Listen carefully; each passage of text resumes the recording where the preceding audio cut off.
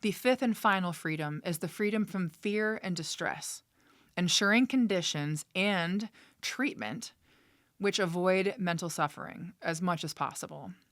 Anthropomorphism is the attribution of human characteristics or behavior to an animal, and technically any non-human entity applies as well.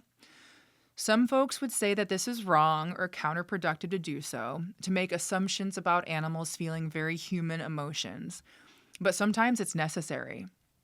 Sometimes it's the only way I have been able to successfully convey the urgency of a situation involving an animal to some of my clients.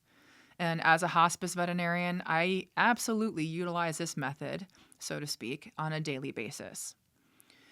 When a pet is at end of life and clearly struggling enough that their pet parent or guardian is reaching out to me in the first place, but they're not feeling very confident in this decision to let go, I ask, how would you feel? Would you want to exist this way, in this state, in this condition? Is it even humane at this point? I had a case recently, more than one example, but similar, where a cancerous tumor in a cat's mouth was invading the space behind their eye socket, essentially pushing that eye out of the bone. They could no longer administer pain meds, but they wanted to hold off on euthanasia, which, by the way, means good death in Greek. And I live it and I embody that every day. Until this family member could actually get home that was away on a trip. And I know it might sound crazy that it got to that extreme, but that cat was eating, drinking, and socializing right up until just a few days before I met her. And so this family asked me when I got there, with the family member who wasn't present FaceTiming, asking if it was okay to hold off another day or two until that family member could fly home. And I just said, look at her. Try to imagine exactly how she must feel right now. My job, my oath, is to protect animals and be their voice. And thank goodness that family agreed. And they let me honor their beloved absolute warrior of a cat. She was of a pretty fine advanced vintage, too. They let me end her distress right then and there with a good death. And I understood and I appreciated their initial hesitation in this request to delay so someone can get home and be present. But I am very grateful I was able to guide them to the best of my ability to make the best decision for that pet.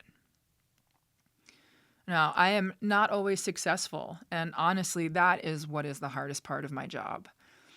It's not the act of performing a euthanasia, as I believe this is one of our greatest gifts in vet med, and I hope we keep making strides in the human realm.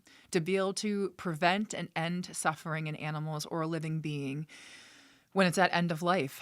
And when I hear about an animal who is sick and suffering, but I can't get the owner to take action no matter what I say, I do a lot of stressing and crying over animals I've never met. Sometimes I don't even know their names, but I know about them.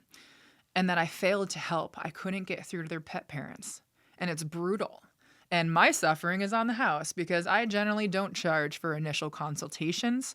I'm a bleeding heart empath here, so yeah, it's a lot of stress and time and energy, and I feel like a failure when it happens. Last, and certainly my least favorite, this category also includes torture and torment. Studies have proven that children who abuse and torture animals overwhelmingly grow up to abuse other humans as well. And this is ultimately the responsibility of any parent to teach their kids right from wrong, correct bad behavior, especially when innocent, vulnerable animals are involved.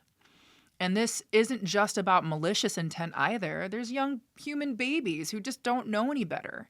But they can hit, stab, poke, step on, jump on, grab. I mean, you get the idea. A household pet. And if it happens, that is a parenting fail. Plain and simple. Also, those unsupervised or uncorrected moments are the primary cause of bites and attacks on household family members. And then the pet is the one who ultimately pays the consequences for that action. Animal abuse and torment and torture are some of the most important if you see something, say something moments. Speak up, please. Because the animals can't. And we are certainly doing what we can in vet med to reduce the psychological stress and trauma that animals experience when they are receiving medical treatment. fear-free pets training for hospital staff, the use of appointment sedation for anxious animals, low-stress designs for handling facilities and protocols. This kind of all circles back to why the 5 freedoms were amended to become the 5 provisions, because sometimes what we have to do to animals out of love and necessity is rather unpleasant.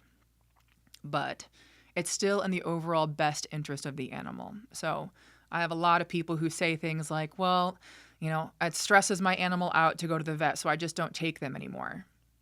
Yeah, well, I don't like going to my doctor either, but I have medical needs and they need to be addressed.